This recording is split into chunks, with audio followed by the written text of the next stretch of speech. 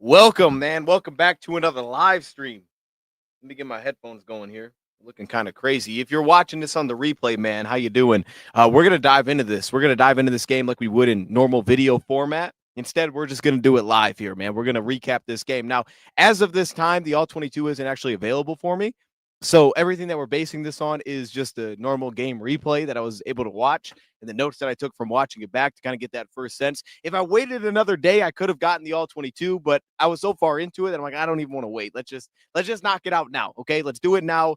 We'll have it out there and we can revisit this if we want to because it's such a short week. Waiting another day doesn't make a ton of sense because then it's into the Packers game. So let's just jump into this thing, man. Let's knock it out. Chad, how we doing? Detroit Sports Talk. I see you, Dre's in the building. I'm good, man. I'm good. I'm fired up. I'm fired up. I'm ready for this show, man. Those who draft, I'm feeling good, man. We ready to get this thing rolling. Big game on Thanksgiving, and it's just so important that we got that win, man. For how important this game is. The fact that we were able to set ourselves up for a game that matters so much. That's why I'm excited. I'm just excited that we have that opportunity where Thanksgiving means so much. Once again here, right? 7-4, right in the mix of everything. Everything's in front of us. We got a Rams team coming up. Like it's all great. I'm just excited. I'm excited to watch it. Also, this live stream is being brought to you by MyBook. Use code DOSE when you sign up. We're going to talk about them a little bit later because they have some cool promotions going on right now, which I think is worth looking at. But man, we got a lot of plays to look at. So let's not waste too much time here. Link 6 is in the building. What's up, Wing 6? I see you, man. I tried to read that right. I messed it up, though. I messed it up. Am I worried about the Lions defense? So we'll hit on a lot of that, I think, as we watch this. There's good, there's bad. There's an area of the defense. I don't know. I don't know if I would say I'm worried, but it's something that is, I guess it would be worried, concerning. It's something that I acknowledge as I think this area needs to be better. I think this is a spot that needs to be better on the team as we go forward because I think there's going to be opponents that are going to lead in to the approach that we saw against the New York Giants and find that we may have some struggle stopping it because I feel like we have always had struggle stopping it specifically. So we'll look at that. The positives being, of course, I actually think the D line played a lot better than I initially thought. Like I thought a lot of those guys showed up big time. And really getting DJ Reed back is nice. Dude, that guy, I know he gave up that out and up late, right? Because he kind of jumped on the out route. But outside of that, man, DJ Reed was fun to watch. He's flying around. He made the big hit on the end around. So let's jump into it. Let's get right into it. Here we go. And I'm going to show some plays. Aleem is playing edge. He's playing a little bit of both, right? He's playing inside, outside. And I think it's helpful for him because it helps against certain. There's going to be specific teams that want to just run you over, right? And I feel like I don't know, I don't have a stat to this, but I feel like jumbo package has taken off in the NFL, at least at this season. It feels like Miami's doing it a lot. The last couple of weeks, both teams that we played have done jumbo package too. So I think it's just something that's kind of a theme now in the NFL. Is like, yo, you're gonna have to deal with 6 offensive linemen. What's the response? And for most teams, it's probably like let's throw another lineman, a linebacker out there. But you're not really wanting to match that offensive tackle because like, well, that's kind of a waste. So you put an extra defensive lineman. Now all of a sudden you feel like you have something. And Aleem being able to play that role opens the door because, and here's the biggest point to that before we get to the clips here. The biggest reason for that is that the interior is good. Like the Lions got dudes on the interior. So if they can move Aleem, they can keep Roy on the field. They can keep Tylee getting snaps. They can continue to give Reader snaps. And these guys have earned snaps. Like it's not like, oh, we kind of just have to go this direction. Like you want those guys playing. So Aleem's ability to kick out keeps them on the field, which I think is a great benefit because Aleem, that was his best game of football. That was his best game of football as a Lion this season. Oh, I'm fired up about Aleem McNeil, baby. Aleem's back, baby. Hey, I felt it. I got to be honest, man. Watching that game back, I felt it. Like, yo, that looked like Aleem McNeil right there, man. That's the dude. That's the dude right there. We got a lot. We got a lot of stuff to look at. Michael Banks is in the building. No one is stating what the true problem is. Oh, I read that so poorly. Our whole entire problem is our offensive line protection. Say the bad thing. Call out the problem. You are saying everything but what it is. Let's jump into this. Because here's the thing. This game specifically. And we're going to have to figure out left guard, I think, long term. And I think the Lions did a really good job protecting their offensive line. And you could feel there was a difference. Like when it was obvious passing, you felt it. You're like, this ain't great. But I will give them credit. For the most part, they ran block pretty well. You know, like they ran block pretty well. And while KO had a couple of glaring losses that kind of stick in your mental, the sack that obviously we had the first time where we were waiting for St. Brown, couldn't really get to it. We couldn't even get to our first read there. So there was a couple of like glaring mess ups by KO. Outside of those, I actually thought it wasn't bad. The tackles played at a very high level, which is great. We expect that, but they did. Graham had a couple late things like, late stunt, that kind of issue, but he ran block pretty well. He did a solid job, actually. And Tate Ratledge, he's on the up and up. It's really about getting consistency at left guard right now. But at this point, like I'm not this game, I'll say it like this. This game for me didn't necessarily like the Philly game drew more concern to me than this game. I actually felt like, okay, for what the expectation was after the Philly game, right? Like we were all kind of concerned, like this is going to be, and then what the way that they performed, I actually walked out like, okay, you know what? If that's what we can get out of these guys, I think we can absolutely win with that. I think we can absolutely win with that. Jack Campbell played really well. Well, let's start here first because for me, starting with Jack Campbell, this is something that we noticed, and there was actually 2 big plays the Lions gave up in this game. And I didn't realize that this happened the exact same way both times until I watched this back. So, chat, stay with me on this. And let me know if this makes sense as I'm kind of walking through these. Now, some of these I kind of saved, some of these I didn't. So just bear with me that I'm going to end up missing a couple of things as we go through this just because I kind of wrote these down awkwardly. But for the once we get going here, we'll have all the clips lined up here. But here's the first thing. So Lions going man coverage. They're blitzing. They were aggressive coming into this game. They were bringing it. They were bringing it to the Giants' front door to get things started. And you can see here, right, when the tight end motions in, Brian Branch kicks inside. Now he's communicating with his opposite safety, Thomas Harper. And as the tight end on the snap, watch how that tight end goes beneath. So tight end goes beneath, so Thomas Harper steps down. Now he's manned up. So Branch is going to bail. Now he is the free zone defender, right? He's that back end single high safety in a cover 1. Well, I point this out because now we know they're in man coverage. But the problem that happened here that led to the explosive is the exact same problem that happened later. And it's actually why that weird little like 3rd down and 2 screen popped for them like it did. And you're watching like, why did that work so well? It's because of this. The Lions clearly came with the intention, and they've done this a few times, where they get to these spots and they say, hey, look, man, you're going to be manned up on the running back or tight end, say, but if he doesn't immediately release, take off and just blitz the quarterback. We're just getting after these guys. We're not waiting. There's no hesitation. If he doesn't immediately get out, we're going. And the downside to that is anytime there was seemingly an action attached to it, like, hey, here's a run fake, which was the screen and this play, immediately they went from playing their assignment to go get the quarterback. And that's why this was uncovered. I watched this live and I thought, hey, they were in zone. We blitzed too many. There was nobody underneath. Nope. Jack Campbell's got the back here. Watch. Because you can see Alex is lined up over the tight end. So he has the tight end one-on-one. And you can see tight end stays in the block. What's Alex doing? Taking off, right? He waits and he takes off. There's not a hesitation that's happening here. Okay, that's how they're playing this game. So if you watch Jack Campbell as a running back gets out, take away running back. Running back doesn't get it. So instead of staying with the running back, he immediately transitions to let me go get the quarterback. That's fine. That's an approach to do it. But obviously there's a downside. And it's this. All Jameis has to do is get the ball out. And there's nobody there. So that was, and obviously that's something you don't want to allow to happen. But that's something I think that's worth bringing up when looking at this game specifically, is that two of the biggest plays that they had were just that and that alone. And typically the Lions aren't going to just give teams that. But in this case, they did in this game. You can see their approach was let's be aggressive. Is it just me, or is this thing blocking my face right now? Do y'all see this, or is this just me? Like, is there a bar blocking my face right now? Do y'all see this? I want to make sure this isn't blocking. I don't know if this is like, okay, I don't know. I don't know if this is blocking my face or not. We got a lot to get to. I don't know if it is. I don't think that it is. Okay, we'll just continue. We'll keep it moving. We'll assume that it's not. All right, let's stay on the defense side of the ball. It's not there? Okay, I'm just seeing a bar across my face. That's good. At least it's not there. I mean, I was trying to avoid some, God stuff. We're good. No, I ain't tripping. I can show y'all a screenshot. There's a big bar. No, it's not the mustache. But I appreciate that, Thomas. You know what I mean? We doing some work, dog. Nah, dude, there's like a legit bar across. I don't know what's going on. It's fine. As long as y'all can't see it, we're good. Okay, let's go to one of these runs that popped, right? The Lions did a really good job run defensively. This is an area we can give them credit to. Okay, I'm going to show positives, negatives. This is an area I'll give them positives. They were really good against the run. And this is where that interior defensive line showed up, man. They were great against the run.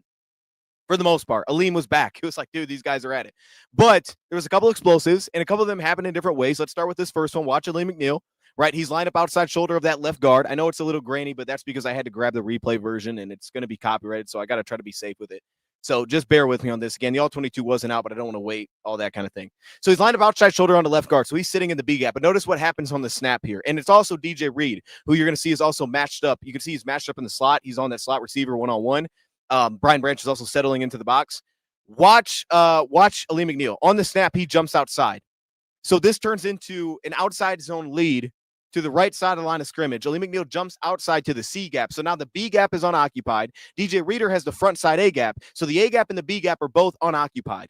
So once you open up two gaps, you're in trouble. We've opened up two gaps here now. And then Alex Anzalone scrapes over top, playing the zone run, which allows the cutback lane to hit because Jack Campbell gets upfield. Alex scrapes, which you typically would in this spot because you're expecting to run to go there. But once it cuts back, now we have two gaps that are open. If you see DJ Reed, he's way too patient here. DJ Reed does not get his eyes back in time. And right here, he's late. He needs to step in and make this tackle. He doesn't. And that ends up popping for one of their explosive runs. So that's just one of those weird things that happened, but it happened. Also, I want to showcase their touchdown because schematically speaking, this was just very smart from their side of things. And there's not much we could do based on what we were in coverage-wise here. You know, you got the linebacker passing to the safety in the spot, the number 3 receiver. You're going to see it, which is why Brian Branch gets settled down. Jack Campbell's trying to hold it vertically, then he drops it off. But they also isolate Arthur Mollett without having inside leverage help. And that's why this deep inbreaker to the back of the end zone scores the touchdown. Because Branch is doing his job, but you're giving up leverage in a spot like that just because of the setup. And I thought that was smart by the Giants to call their timeout, get that thing set up, do all that stuff. Tyleek seems like he's going to be a dog. Tyleek's playing good football. And it's not even just flashes. Like, he's playing pretty consistent football, and he's doing that at very high snap counts. Tyleek, especially recently, has been playing very good football. Like, if right now Tyleek was your starter, you'd be pretty comfortable with it. That's the way that he's playing right now. So, yeah, Tyleek is in a good spot. Tyleek is playing – he's playing like a rookie you would consider NFL ready. That's what he looks like already. That sounded weird saying it like that. That's what he looks like right now. Now, I want to show some of this offensive stuff because some of this was – obviously, we're going to question play calling, that kind of thing. But I really want to show this, why we did maybe what we did here. So this is going to be that sequence where J-Mo had a couple of drops. You can call them pass breakups. I don't know if they were even considered drops. Regardless, whatever you want to call it. But this kind of shut down a drive. And this was following doing some good. Again, we're going to show some good and bad here. I just had to skip some stuff. But this sequence, one thing I wanted to point out, which I think may be part of the reason the Lions ended up throwing in these spots, is because simply they went single high safety. So the Giants right here, you can see they have a safety rolled down, 24. He's at the top of your screen. He's kind of hiding over Jamison Williams. That player is their safety. Okay, I think that's Dane Belton. He's their sky coverage, cover 3 defender right here. So that means he's got the flat. He's got to get under the 1, depending on how you play it. But he's basically the underneath defender. So they have 4 guys in the underneath zone. That means they got 3 over top. The outside corner is the deep safety, which for the Lions, typically you don't want to run against that. Right, usually you're like, hey, let's throw against those kind of looks because now you're isolated on the outside. So it felt like the Lions' response to seeing this was just, hey, we're going to throw the ball. And I would say, play action-wise, for the most part, they were really good. Most of the explosives that you saw passing, and I'll show a few of them, in this game, the big plays in St. Brown, were cover 3 looks by the defense, and it was Goff hitting St. Brown on a play-action beater. That was most of the big plays that we saw. And for the Lions, it felt like when they got those single highs, it was either, hey, we're going to do some play action or we're going to go drop back pass. Now, obviously, you want to keep it wrinkled. You're not going to run play action every player. At some point, it just doesn't become effective anymore. So you go straight drop back like this. And obviously, it just didn't execute in this spot. But it felt like this is the reason why in the spot, it's like, why are Lions throwing? I think it was just because that, right? Here going hitch flat. Then they come back on second down. They do the exact same thing. Notice again here, cover 3. 4 defenders underneath. They're back to that sky look, just as we saw. Goff is working between the numbers, right? Because they're racing out. They're taking away the flats. Look at Belton on the outside. So he's racing out to take the flat. So Goff's working between the numbers, holds his linebacker, comes back middle. Again, that one should be caught. That one's a little bit tougher. That one should be caught. But I think that was part of the strategy here. And this will make more sense as we kind of wrap this thing all together and I make it all make sense as we continue through this. And we continue to see more examples of kind of maybe what their approach was in this game and why it kind of played out the way that it did.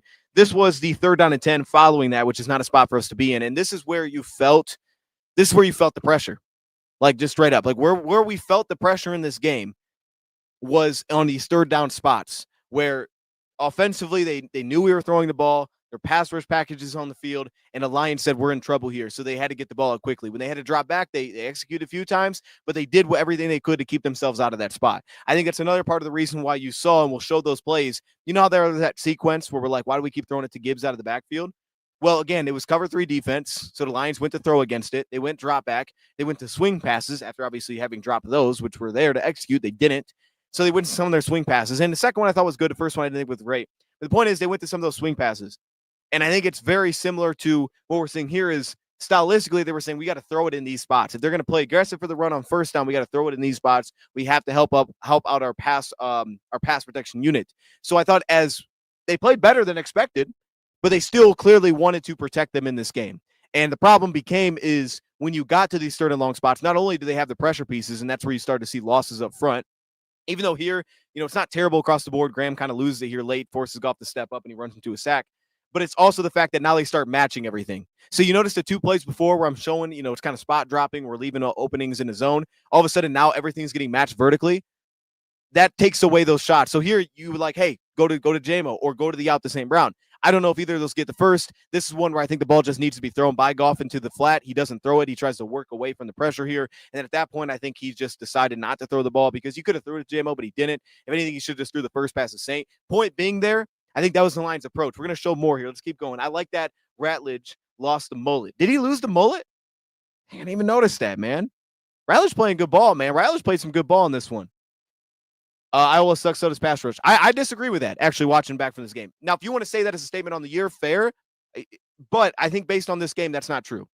I think on this game, right, interior offensive line, for expectation, probably above average versus, just opponent, like how well they play as a whole, probably closer to average, right? Caleb was probably average to below average in the NFL. Graham, I thought, was very midline, sprung some of our biggest runs, did some really good in pass for 101. We'll show it. Had some losses, a couple of losses in there. Tate played high-level football, I thought, in this game once again. And pass rush was actually, again, not too bad in this game. I think you'll see the bigger issue as we kind of go through it. A couple of times, we actually felt pass rush more. We went two-man coverage versus blitzing because, again, the explosive they were creating was actually when we were bringing extra bodies, which is the weird part of all of this.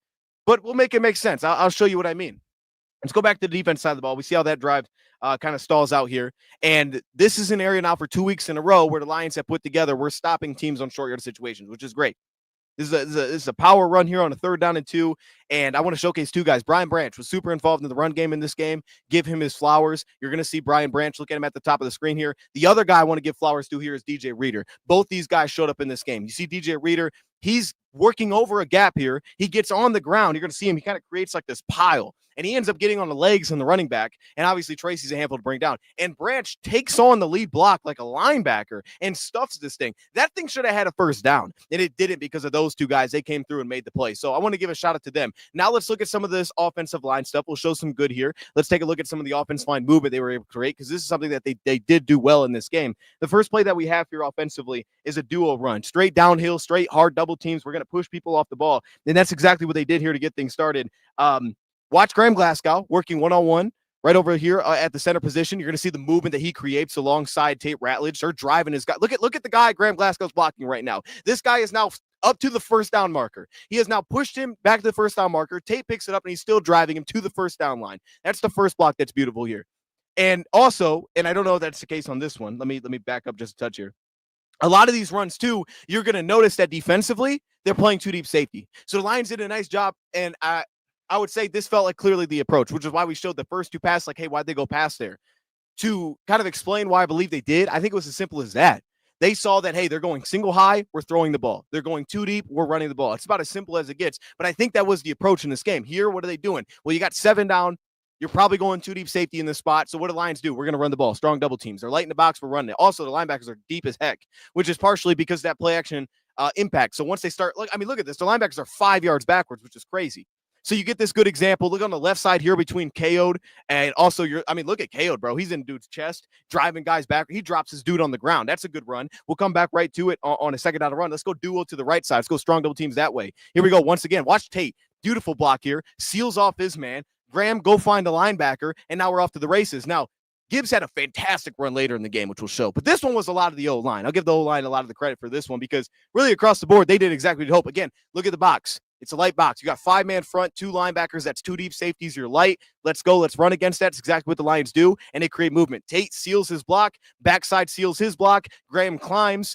I think that's I don't know who that was at the top. I think it was Brock Wright. And boom, we're off to the races. So 2 good blocks on that one. The run game, again, I want to give them some love because I think a lot of times I always get caught up on pass pro. I never showcase the offensive line creating movement. But that was an area where they needed to in this game, and they did. So I'll give that to them. They did. They did what they were supposed to do. Maybe even beyond what they were supposed to do. I mean, anytime a running back goes for 250 yards, you're doing pretty good. About 220 rushing. Some of that was Gibbs, and we'll show. Some of it was just Gibbs on his own. But that's good movement. Like, there's no way around it. That's good movement by the O-line. And that's a defensive line that on paper is pretty darn good. I thought their problem was linebacker play. So the fact that Graham connects linebacker, okay. But they're also sealing. They're creating run lanes. Those are good blocks. Those are sustained blocks. That's as good as it gets. You can't ask for anything more. Let's go to the flip side here. Let's go back to the defense side of the ball. After Gibbs takes that one to the house. Let me transition here. I got a ton of plays. All right, here we go. 1st down and 10. This was one of the shot plays they hit against us. And we actually highlighted this right after the game. So this is really not a new finding. It's kind of just the same thing, but I thought I'd re-emphasize it by showing the play back. Defensively, cover 3, Lions. The biggest knock I would have on what the Lions did was schematically they were predictable. Cover 3 look here, and it looks like a pre-snap, and that's exactly what it is. And part of the predictability was they were selling out to play the run. Realistically, they were playing the run. It's just what they were doing. They were focused on playing the run, and in this case, safety in the box on a 1st down and 10. They're going cover 3 sky, which is why Brian Branch is going to go sky left to that outside flat. As you see, he bails on a snap. And then why does this work for an offense? Well, it's a scheme beater. And this is what the Giants do well. You get the number 1 receiver on the top. He's going to go vertical. He's going to peel the outside corner. Then you create a high-low. You high-low the slot defender, in this case, Meek. You see the flat, and they're going to run a sail or a corner behind it. So he has to make a decision. Jameis, you see him look to the flat, pulls Meek down, goes right behind him. That's a good scheme beater. I'll give him his credit for that. That's a good scheme beater. That's one of the chunks that they created, which is something I think that they earned there, but it's also one of those things where it's like the Lions were aggressive to play the run, and they gave up windows. And there's always windows in zone coverage. Speaking of windows, let's find one. Let's go back to the offense side of the ball. And this is the offense finding their window. Also, as we do this, we're also getting a cover 3 look of our own here offensively. Let me scroll down a little bit, make sure I'm not missing this. Yeah, cover 3 sky look. Again, the Lions are throwing against this, whether it was drop back or play action. Anytime they got that safety to step down, you could see him here where he's kind of sneaking up on the linebacker. Also, watch what's attached here. These are the things that gave me the Ben Johnson vibes because of how much we would watch with Ben Johnson and what's the little wrinkles they do to make things work. Well, notice here how the Lions go fast motion. You see Jahmyr Gibbs taking off on that jet motion. So when they attach the fast motion where he's not aligning, watch how every linebacker moves tied with the run fake because all of a sudden you're in zone, right? So in zone, you shift. So obviously the flat defender, that safety is going to shift because now he's got who's the new number 1 on this play? It's Jahmyr Gibbs. So he's got to get out there. So he's got to shift out there. Also, you attach the run fake to it, which obviously they're respecting, and you can see it. I think their depth changed on this play. About 4 yards. They're about 5 yards still. I'll say it's about the same. About 4 yards. They're a little bit tighter. And you can see it here with the play fake. See their linebackers, they step down. It all sells well. Now he's got to turn and bail. And the Lions did a good job of keeping this route flat enough where they weren't pushing it into the coverage. And again, pass pro worked well there because, again, you were in play action, so you help your pass protection sets. Now let's go to where things went sideways offensively. And this is kind of the sequence. It's not as much about the execution as much as I point this out because this was the question that people were asking live, what are we doing here? Well, I think I've kind of showcase why maybe the Lions drop presses was it was. And this could have been Goff at the line. Hey, okay, so, all right, we're going to throw it. We're going to throw it. And it was that simple. That didn't mean everything executed, but I think that was the ultimate strategy coming into this game. It wasn't overly complex. It was pretty straightforward. We feel like we can push these dudes around up front. So every time they let us, because they put a safety back there, we're pushing them around. Every time they sell it to play that run, Goff pick them apart. We'll throw the ball. That's where our explosives are going to come into play. Now, we saw the 2 reps where J-Mo had 2 drops underneath in cover 3. And now we go offensively to 2 other negatives, but these 2 negatives are created differently. And when you watch this actually makes sense why Goff went here. The only thing I would like to see from Goff from these is him honestly no-look this. Just no-look, watch the wide receivers push up vertically and just throw it to the flat. That's the one change I would like to see Goff make here because now, again, cover 3, they're blitzing out of it, as you can see, so they're bailing the simulated pressure. But on this side, you got Abdul Carter bailing to the slot. You have your flat defender at the top here who's trying to get pushed by that vertical route, Drew Phillips, and Goff's going to the flat. Right now, it makes sense. Throw that pass, get upfield. The problem I have with this is that Goff is looking to the swing. If anything, if he could just look vertically and then throw the swing, I know it's not an easy pass, but that gives us a better shot there. The first one was a bobble. This one was a great tackle in space. Typically, I would take that matchup all day long. In this case, he made a great tackle. So I think that's why that sequence happened. Just to understand why it happened, I think that's why it happened. And then as we only have a few plays left here, where did the explosives come from? It came from the same exact thing. And this was really nice. I put this play in here because just the execution of this was beautiful by the Lions offense. Again, I bet you can guess what they're playing here. It's probably cover 3. It is. But then also watch the out and up route. Again, it's zone coverage, so he's bailing. So your Lions run out and up and watch St. Brown settle his route, stop pushing upfield. Goff finds the window. That's a beautiful ball. That whole execution was beautiful to find that explosive play. So I'll give him that. And then we started hitting window shots. This is when Goff started putting into some windows for us. And this was huge because really these window shots became so impactful when they started doing things like this. Tampa 2 invert, right? Where all of a sudden Hollins, that middle field defender, you got 2 guys inverting deep. So now the window becomes tight. So you stack it up and you're going to see here, they're going to hit Saint. Look where he's hitting this window. Oh, that's nasty. It's a nasty window find. Also, I like this play call. All right, put out some play calls that I just liked. I like this one. 3rd down and 4. So instead of Lions saying, hey, man, we're going to drop back and throw it again. We've seen some negatives on this already. Instead of putting their O-line in that spot, what are they doing? Well, if you look at the line here, I know it's kind of cut off. It's kind of the recording that I had. But 1, 2, 3, 4, 5. You see how they got 5 guys on the line of scrimmage? How many backers do they have? 1, right? 1, kind of. So what the Lions do is they just go to a toss. They go pin pull to Khalif. We got numbers. Just that simple. Pin pull to Khalif. Bam, we're out there. It's a great play call. It's a great play call. It's good stuff there. Now, explosives. Why did we give up big plays on checkdowns? That's why I showed the first play. This is exactly why I showed the first play, right? Just to remind you what the first play was. If you don't hesitate, if your guy doesn't immediately release, go get the quarterback. All right, well, that turns into this. Now let's skip ahead.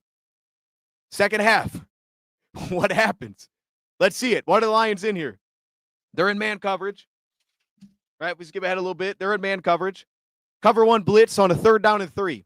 So now you're also expecting run. And what's up, Leaf? I see you. 3rd down and 3. Motion across. Mollett takes it. We know we're in man. What's Alex doing? He's blitzing. What's Jack doing? Well, you got the linebacker. Unless he doesn't immediately release, go rush, right?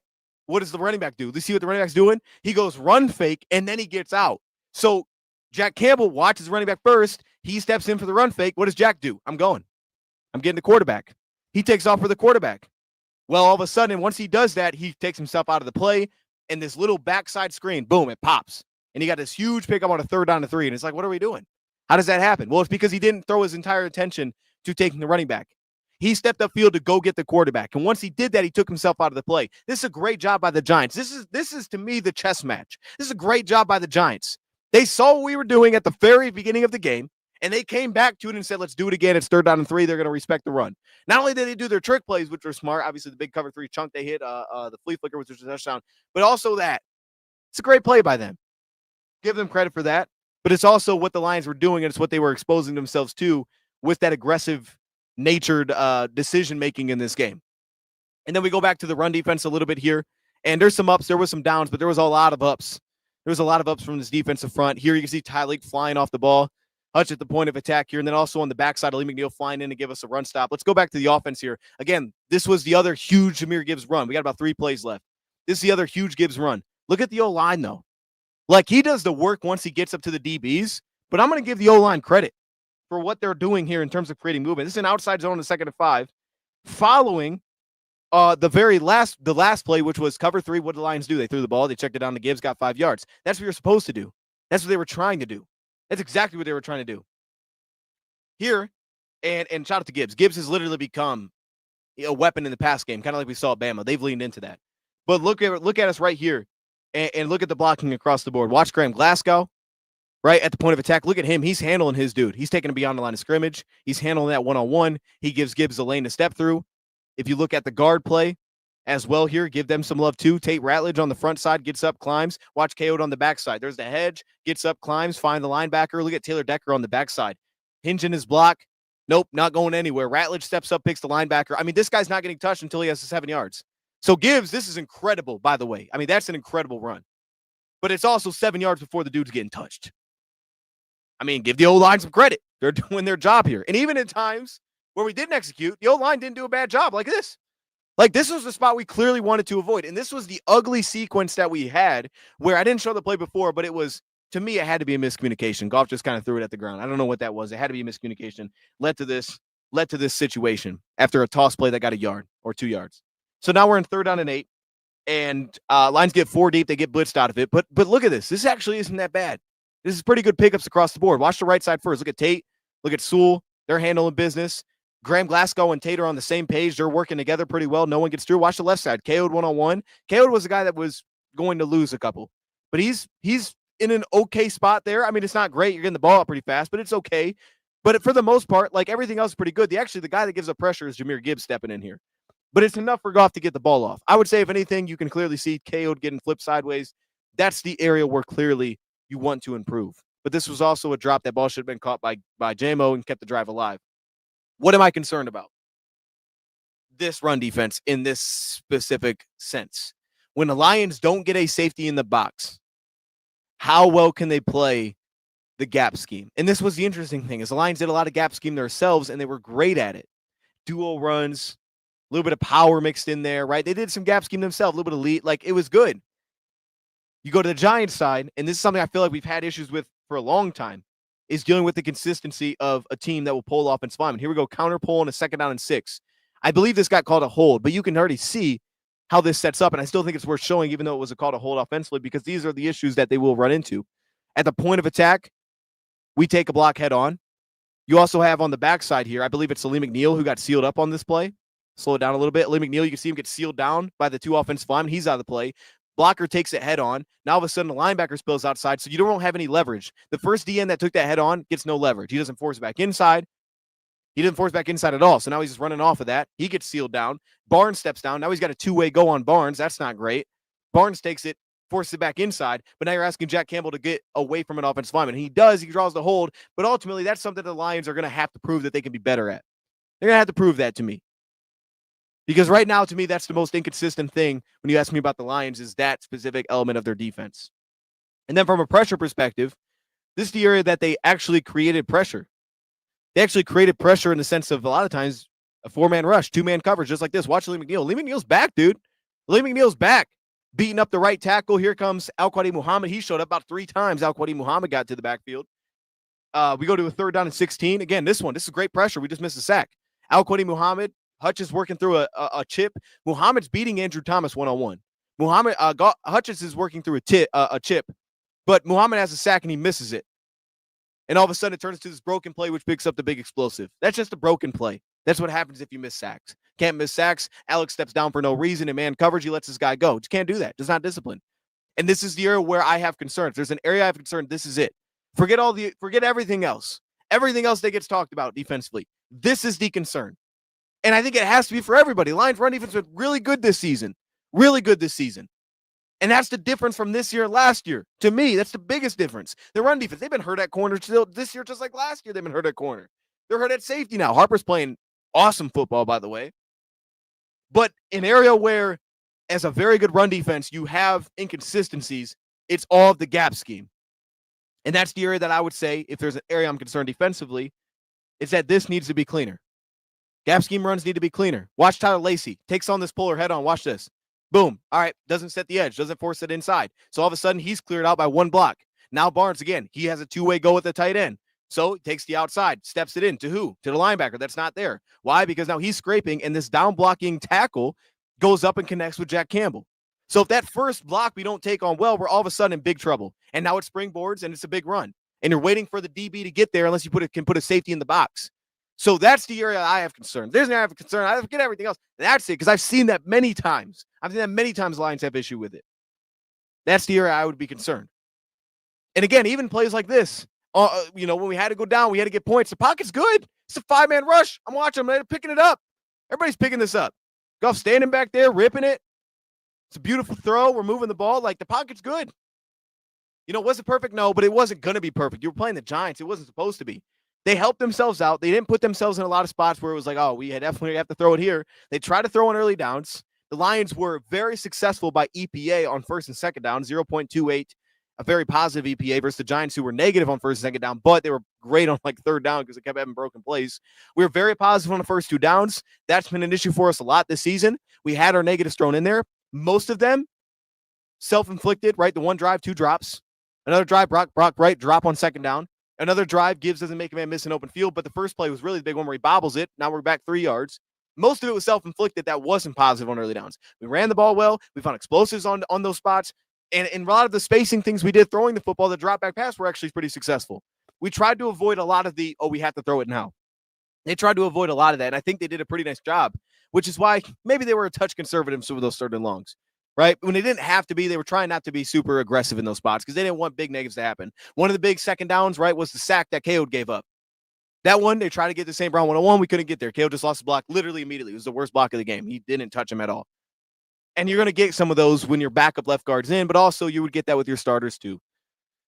The point being is that, for me, that would be the big concern defensively. 1st down and 2nd down was good. The game plan made sense from that perspective. The defense maybe didn't have the best plan. Maybe some of the details that they tried to attack with didn't make the most sense. I mean, I can understand it from a 1,000-foot view of like, hey, you're playing the Giants. What's your plan? All right, well, we want to focus on stopping the run. All right, it makes some sense. Okay, what about your plan in coverage? What are you going to do there? Well, we're going to get really aggressive, right? We want Jameis Winston to throw us the football, so we're going to blitz the heck out of him. We're going to transition from run to pass like that. Linebacker doesn't have it, go. To play fake, go. Why? Because they like to run a lot of deep vertical shot routes. All right, that makes some sense to me. Their weapons, not great on paper, so we're going to get after them. We're going to make them win one-on-one, and we're going to do it with pressure, and we're going to have Jameis throw us a couple footballs. That, for the most part, makes some sense, right? I mean, it happened to one play he threw a pick where he's rolling out, Harper steps down to cover 3, and he picks it off. So that makes sense in theory, but it led to bad things because, to credit to the Giants, they said, hey, we're going to get that check down out there. Jameis Winston, stand in the pocket, get the check down out. Big play. It's like, oh, that's 50 yards. Also, when the Lions had a chance to get off the field in good spots, DPI on Rocky Sin. Last drive of the game, DPI on Brian Branch. They weren't even that egregious, but Rocky Sin gets latched on his arm. Brian Branch gets contact early. They throw a DPI on what would have got us off the field. That's 2 of them in those key spots. So the overall game plan made sense, but it cost us multiple times. The biggest issue I had with the defense in the game was that we were a little bit too predictable pre and post snap. We were very straightforward in what we were pre-snap versus what we were post-snap. It was very straightforward. For the most part, you could look at the defense and say, I think I know what they're playing, and then they played it. Sometimes it's better to play fast, right? Sometimes coaches will say, hey, man, we don't want to put too much out there. We just want to play fast, right? Because thinking and slowing us down is not the game plan against these guys. We want to overwhelm them. And that was the line strategy. We said, we're going to overwhelm them. We're not going to think. We're not going to overthink this. We're just going to play fast defensively. And it led to some big negatives. Led to some good, too. Got him uncomfortable a little bit, but it led to some of that. And the flip side is it gives up some explosives. But I understood it coming into the game when watching it back. I'm like, all right, I get why they were trying to do what they were trying to do here. But you can also see where the negatives kind of open yourself up. So key takeaways. I did this graphic before the game. What were the keys to winning this in the sense of how were the Lions going to get back on track? What were the 6 things I had noted that the Lions had to do? There were 6 things that I came into the game with as a chart. And those things, I think 3 of them, they did. 2 of them, they didn't. 1 of them, they kind of did. The 3 things were this. First off, the offensive line, the interior offensive line. I'm actually going to throw it on the screen. Shout out my man Chris in the building. Man, the end of the game was crazy. It was crazy, man. That's why you love being a football fan right there, bro. Like, that makes it all. That's what it's about to me. That's what it's about. It's about that. That was just as fun as it gets. I hope we get another one of those on Thanksgiving. I got to be honest with you. Now we got to handle business. We need to handle business because otherwise it's not as fun. It's sad. But when you win those, woo, there's nothing like it. There's nothing like it. Now I want to showcase this because this is what I came into with this. All right. And this is what I felt executed wise. I put this on Bleacher Report earlier. Lions need to do these 6 things to get back on track, or these were the 6 teams they were going to be tested. First thing was they had to create interior push. They did that. Check. The interior offense line created interior push. Every play? No, but most plays. Most plays they pushed them around. And again, especially when they said, hey, if you got 2 deep safeties running the ball. And that's overwhelming. That's the Lions offense that we all know. When your defense is, when you're dictating defense, hey, man, we got to put 2 deep safeties out there. Oh, you're cooked. You're cooked. We're just going to run all over you. They did exactly that. They did exactly that. And they had to do it, and they did that. Great. That one's a check mark. Gibbs added to it because Gibbs was awesome too. But, dude, if you go through this game and you don't give the O-line credit for creating movement, you're doing a disservice to the offensive line, not being fair to him. I'm giving Gibbs all the credit in the world. He was outstanding. The second touchdown run, not the one at the end, but the second one, or maybe got to like the 3-yard line. That was crazy. The second and third level kind of bounced off a couple guys, but he's 7 yards before he's getting touched. Like, you can give both credit there. They both did their job. And I want to give credit to the coaching staff because schematically they were much more gap heavy. They were duo runs. They were downhill. They were pulling linemen. They were quick toss play to Dave Montgomery. Even Montgomery found success. He didn't get the ball much, but it was positive. He didn't go backwards. I mean, one of their worst ones was literally a jet sweep. It was a jet handoff to Gibbs. That was one of their worst runs. But the schematic idea of it was smart. It was unique. They hit early in this game a wham run that picked up 5 or 6 yards. Like, they did that. Next thing they did, offensive tackles were awesome. Both Taylor Decker and Penei Sewell, awesome. Statistically, between the two, gave up 1 pressure. Again, they protected themselves. So it always does come into the game plan. If you have to drop back 1,000 times, you're going to get pressured a ton. Aleem has a game, I think it was last year, or maybe it was this year. I think it was this year, where he had like 10 pressures or something, but it was like, oh, the other team kept having to drop back. They were in such a hole. Yeah, that's going to shake things up. But for the most part, they ran block well, which Sewell always does, but Decker really did. Sealed off some block, gave us some lanes, and he won in pass protection. The only one I had was the Taylor Decker one late in the game where Abdul Carter got some heat and we were incomplete to Tesla. That was it. They were great. They won that battle. Those are great edge rushers. They did that. How much you know is Brian Burns in this game? Not much. Abdul Carter, not much. They did their thing. Interior defensive line was going to be tested. They did it. Interior defensive line, another straight week. Great game. Ali McNeil, he's back. I'm on board. I mean, like, this is not a bad offensive line. They were going to try to push you around. The line sold out for that, but I will give them credit. I'm not saying it was elite. I'm not saying it was perfect because it wasn't. The gap scheme stuff scares me, but that's more even DN related than anything. Because as we said, that's the area I'm concerned about the run defense is counter pulls, power runs, two pulls. We need consistency there. And it takes everybody. It takes DBs giving you support. But when you can't get a safety down there, can you handle the gap scheme? Because I'll tell you what, last year against Buffalo, we couldn't. We got torched on it. If there's something that you want to take with you and say, this is an area I believe the Lions have to get better, I would advise you to think that. Think gap scheme, think two deep safeties. Can the Lions play the run? If they could do that, we're in a good spot. But that's the one thing I would keep an eye on. But outside of that, the Lions did do a good job playing the run this game because you knew the Giants were going to lean into it, and they did a good job. Take Wandale. Well, this one's pretty clear. They did not do that. Okay, Wandale cooked. And a few times it was he beat us one-on-one. A few times it was zone coverage. We showed the big window in cover 3. Sometimes he was very smart offensively. I'll give him a mix of both. Giants had a good plan. Meek got beat a couple times one-on-one. It was a little bit of both, right? It was a little bit of both. Gave him chances. He made the plays. We didn't do that. That was the key coming in. We didn't do that. Can't wait for some turkey and football. I appreciate you, Chris, with the $4.99, man. All glory to Clippy. All right. I don't know who that is, but I appreciate you, man. Tested on the scramble. Let's get some birthday cakes in the chat, by the way, for Chris, man. I'm fired up for Thanksgiving, too, dude. Fired up. We got a couple more. First, next up, tested on the scramble. Now, this was for Jackson Dart, but obviously Jameis Winston got us here. He tested us on this, and we felt it late. I mean, he broke a sack that picked up a huge first down late. We missed a sack, and it wasn't even Jameis Winston. It was actually the receiver who threw it. We missed a sack by Tyleek early in this game. It wasn't Tyleek who missed a sack. Late in the game, we go man coverage. Jameis takes off for 11 yards on a 3rd down and 10. We could call for offside, or if it's a 4th down and 10, he picks with the first down that keeps the game alive. So we didn't deal with that incredibly well. Positive is we've dealt with it really well most of the season. This game we didn't. Some of it I thought was kind of goofy, but we didn't. We didn't deal with it incredibly well. The other time Alex takes off, leaves his guy, shouldn't have done it. If he doesn't do that, we're flowing to the ball. The D-line had contained. He took off and left in man coverage, gave up his man wide open. If he doesn't do that, we probably get off the field, but he takes off. And then finally, weapons had to win. Like after last week, weapons had to win this week. And we kind of did this. St. Brown did it. St. Brown had a drop early. Outside of that drop, he was great. He was outstanding outside of that drop. He won in zone. He won against man. He caught most of his passes. He was great after the catch. He did that. Jahmyr Gibbs. He's looking like the guy that kind of thought we'd get out of Alabama, which was like, okay, he's a great runner, but man, as a pass catcher, instead it's been the opposite way so far through his NFL career, but I loved him as a receiving threat. Man, he's starting to turn into that. And you know what? There's nothing wrong with that. Without Sam Laporta, who's the guy that's going to step up? Some games it might be J-Mo, but I think for most teams, Jahmyr Gibbs is a hard matchup, but especially when you're dealing with a team like the Giants.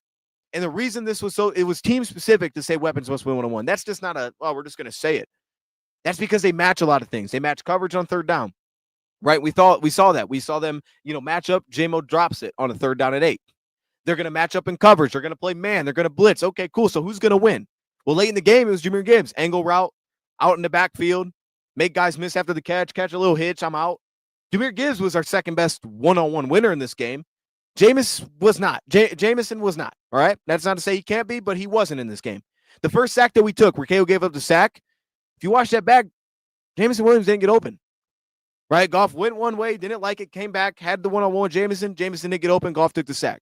And that's the one where Brock came out late. We got beat up front, but that ball's out there if Jameson Williams, they're throwing me off, wins his route. And he didn't win his route there. So we end up getting sacked. So he didn't win his. That's not to say he can't. He just didn't in this game. One is key that dialed in. Tesla, maybe he did if he would have caught that comeback, but he didn't because we didn't get it to him. But Khalif Raymond did. Khalif Raymond had 2 big receptions, the one before half. He beat the seam route where the slot carried him. He beat him up the field.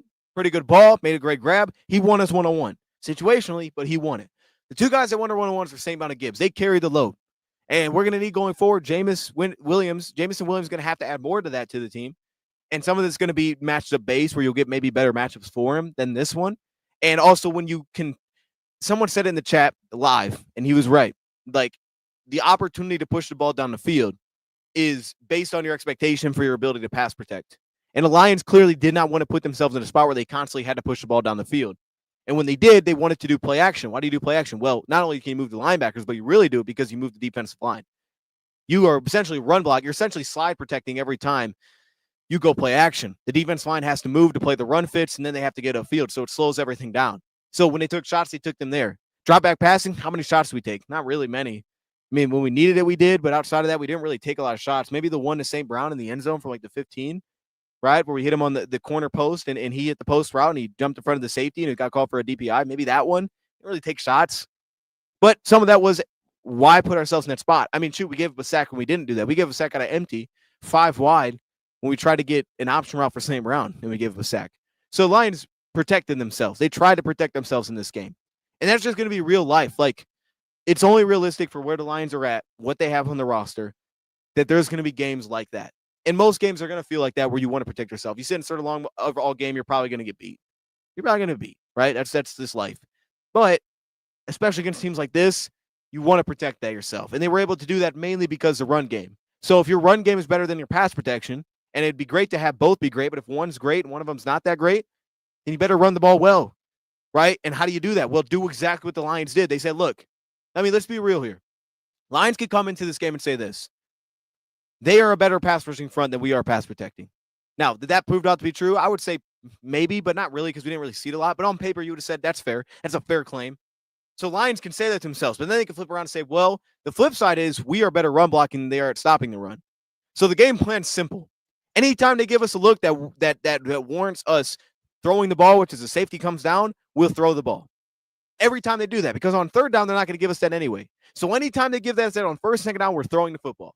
We're going to do it out of play action the majority of the time that we can try to slow this rush by moving the pocket. And it's going to be a lot of quick hitters in the passing game. We're going to swing it out to Gibbs in cover 3. We're going to try run after catch. We're going to lean into that element of his game. And then as soon as they say, hey, man, we're putting that safety back there because we want to stop giving this up, then at that point, we run the football and we push them backwards. That's a smart game plan. It makes sense. They executed it. That's exactly what that was. It made some sense.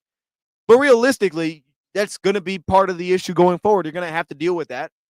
And you got to keep yourself in the game at all 3 levels to do that.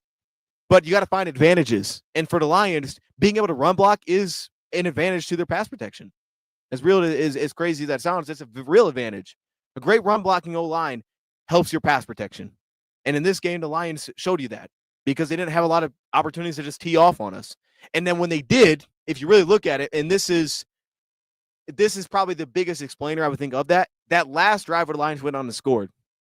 If you look at the coverages that the Giants ran, they sat in a lot of 2-deep coverage, right? They sat in mostly 2-deep coverage in that spot. They didn't go out there in that spot and get aggressive and, put a single eye safety. Like they sat back. The one time they came after us, we got a negative. We threw to the flat. We lost like 5 yards. But outside of that, almost every play was deep. Cover 4, Tampa 2, cover 1 robber. That was the angle route where Gibbs won, but they didn't blitz. And again, who's going to win 1-1? Well, he did. In the spot, he did. Cover 4, cover 1 blitz. That one was a negative. Cover 4. That was their plays on that last drive, from what I was able to tell. That was their plays on that last drive defensively. So every time they went too deep, what did the Lions do? Goff diced them up. It was like check down, 5 yards, 6 yards. We just moved it down the field. So we were able to do that. And the for the Lions in that spot, they knew we have to get the ball out fast. We just can't hold it. We're not even looking for those shots. So we had to get the ball out quickly, and they played into that, which was part of the reason it was smart for Goff to do that as well.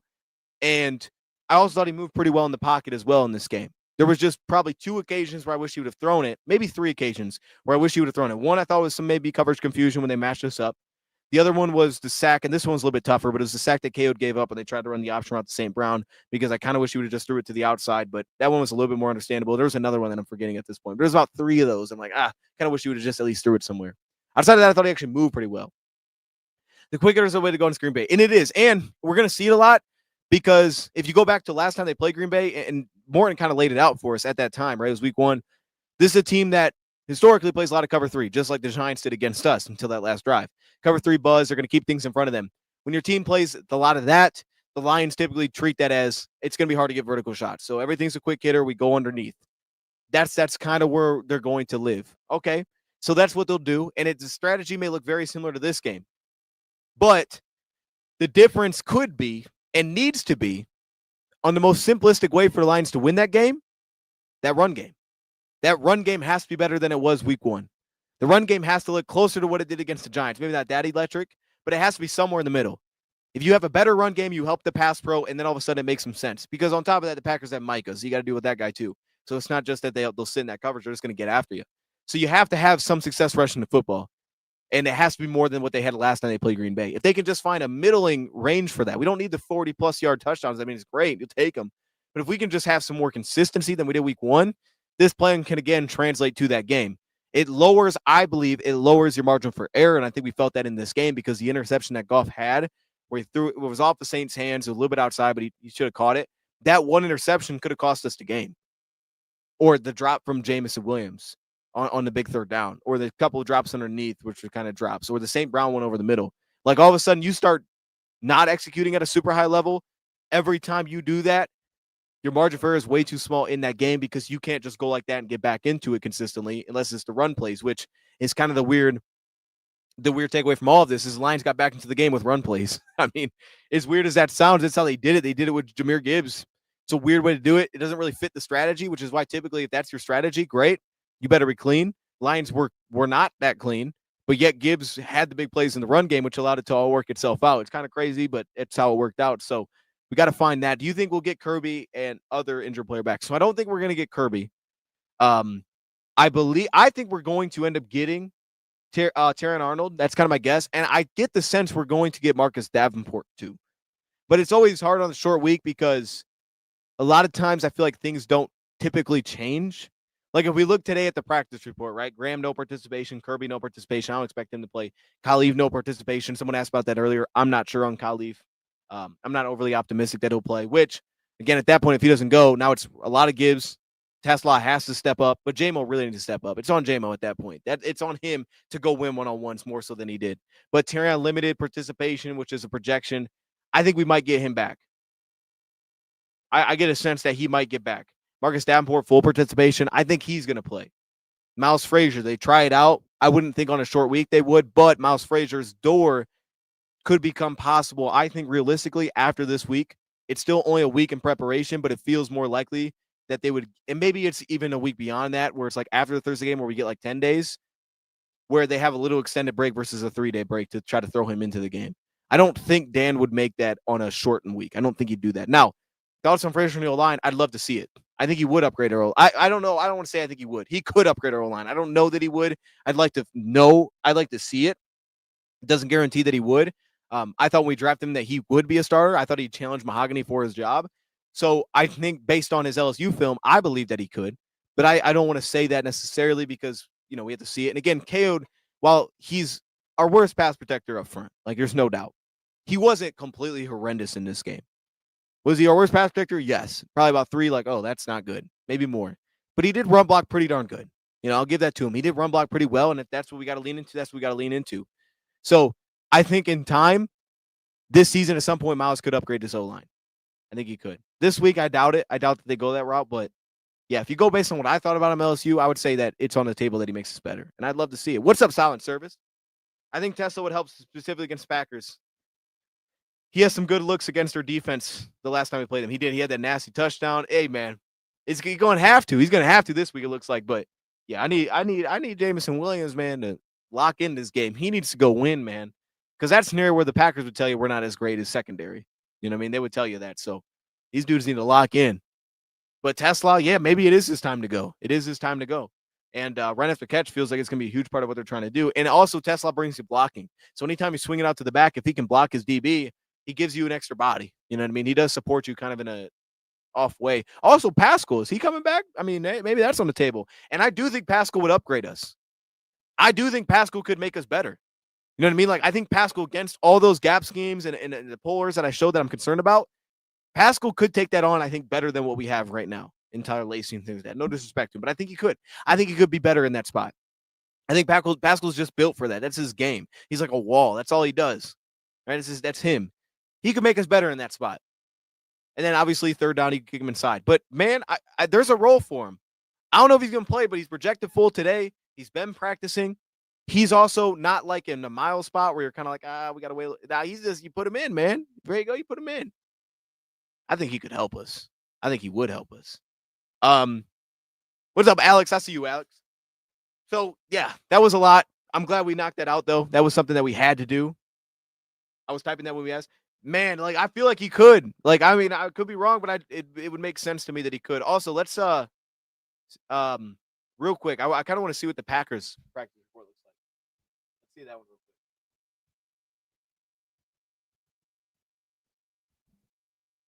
Because these are all estimations, but they have to get them started today because it's such a early week. Okay, so the Packers, have they not posted theirs yet? See, the Packers are kind of goofy. They may not. Hold up. Okay, yeah, they did post it. No practice from Keyshawn Nixon, which is interesting because that's their top cornerback. Keyshawn Nixon, I would say, is their number one. That'll be interesting. Neck injury. I don't know what's going on there. Lucas Van Ness, who could see a little bit of action. Savion Williams, we saw him last time. Carlos Brooks, he's pretty good. He's pretty good. And then limited from Edgerrin Cooper, he'll probably play. Javon Bullard, Matthew Golden, Nate Hobbs. No, Golden's missed some time. Hobbs, Josh Jacobs, not really sure on him. Jaden Reed, potentially getting him back. Zach Tom, Quay Walker, Tavion Wicks. But yeah, I would say the big one there is Keyshawn Nixon. If he doesn't play, that changes a lot, I think. Brock's ints are up. Holy moly. Is Brock Purdy playing? This thing is massive. No, this is a ridiculous participation report. I got to be honest with you. Game was close. Closed out perfectly with Hutch. It did. It was beautiful. It really was beautiful. Because, Hutch had some hits in there, but it was good to just see him get home and really kind of stop something that was such a problem with us, which was the fact that we were giving up quarterback extending plays. So those in that game, do you plan on showing the football graph on your live watch parties anytime soon? It helps me follow the game. You mean like the play-by-play? I can do that. I actually think there's a way now where I can kind of multi-do it. So yeah, I can try it this week. I didn't do it last week because I tried to do something different so that it would constantly update the scoreboard and kind of just showed yard line. But we can go back to that. I got no issue with going back to that. I'm definitely open to do that. Brock Purdy is looking like sock dirty today. Oh, dang. Dang, Brock. Hey, they winning, though. Ran right into the Packers player on the sideline. Who ran right into the Packers player? Oh, Nixon. Ran right to the Packers player. It was a stinger. Ooh. That's one to keep an eye on, bro, because he's good. He played us really well last time. Keyshawn Nixon's legit. That's a big one. So both teams going to have some big ones to deal with. I'll tell you what, though, man. I'm going to say it again. DJ Reed, it's good to have him back, bro. DJ Reed looked good, dog. I got to be honest, man. DJ Reed, without the all-22 cut, just to replay, he looked good. He looked good. I was like, dude, this is so nice to have this guy back. And Aleem McNeil, his best game of the season, bro. Aleem McNeil was back. Aleem McNeil was legit. Those two dudes, man. I mean, you let them take off a little bit. Such a spark to this team. It's so good to have Reed back. And Rocky Sin, a little shaky, but at least he stepped in when we needed most. He was a little bit shaky, had the PI on the drive. There's a little up and down, but he did make the big play in the end zone and if you watch, I actually want to show you guys one play because there was one play where run the set pass. And I think we did. I think we did that. I think we did run the set up the pass in this game. Like I said, when we threw the ball, we got a coverage that dictated throwing the ball. We threw the ball against cover 3 almost exclusively outside of the last drive. And anytime it was too deep, we ran the football. I think it was very straightforward to that. I think they were very reactionary to what they were getting there. But I will say there was one play in this game. Oh, and now they have the all-22 out. Okay, I'm going to show it to you anyway. This was one play that if they connect on this, we lose this football game. It was this close to the game being over right here. And I didn't notice this till I watched it back. I'm glad it didn't happen. But the game was about over in one play. And then Rocky Sin made the big play in the back of the end zone. He locked in and did his thing. But they were this close. They had him wide open, and he didn't see it. He didn't throw it. This is just life, I guess, in the NFL. But I got to show you all this. It was so they were in this goal line. And they handled the goal line situation kind of weird. I know Neighbors wasn't happy about it. But the play before, right? No, not that one. That's 4th and goal. Let's go to 3rd and goal. Or 2nd and goal. My bad. 2nd and goal. Because, yeah, that was blown up. Right here. Okay. Watch these two receivers. Right? Watch these two receivers right here. Look at this. They run a little right around the rosy here. He sets a pick. He leaks off here. He goes upfield. Both DBs step with it. If he throws it, this game's over. Like, it's over. You know what I mean? He just threw it the wrong way. That guy was wide open. Thank goodness he didn't. Thank goodness he didn't, man. It's always, I guess it's always that close. It's crazy how these games work out. Okay. Let's, what do you think our pass rush scheme needs? against Packers. I feel like we didn't see a lot of Muhammad. It's true. It didn't feel like we saw a lot of Muhammad. I don't know what his snaps were, but I felt like when Muhammad was out there, he was really good. Muhammad looked really good when he was out there. Assuming we play the run well to set that up, I think you have to get Muhammad going. And I would leave Aleem on the field. I think Aleem was so dominant this last game. Like, he's always going to be out there for me now after that.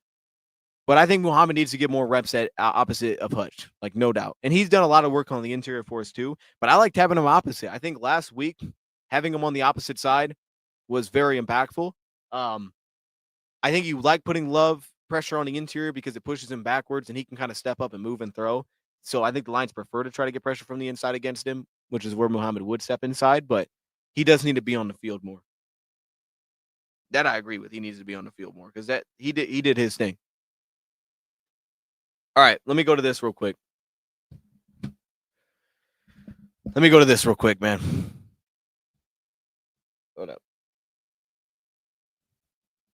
I want to give a shout out to our sponsor of today's live stream. That's MyBookie. Use code DOSE when you sign up, man. They have this awesome offer out there right now, man. It's Thanksgiving. It's time for food. It's time to get in on the action, right? Football.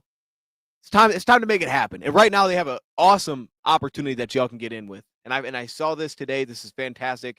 And it's right here, the NFL lock of the season, Eagles versus Bears over 0.5 points. If anybody scores in this game, you can bet a plus 100 line. If you sign up with MyBook, you can bet a plus 100 line that somebody scores a point in the Bears-Eagles Friday night game, right? Which is, what is that? Friday night game. What is that? Black Friday football. If either team scores at plus 100 odds, you can essentially, as you see here, bet up to $25 and double your money.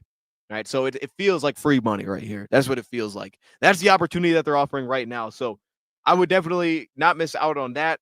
MyBookie is loading the table with cash, drops, boosted lines, same game parlays, and of course this Black Friday offer. And if you look, you can look at a lot of these. Let me go here.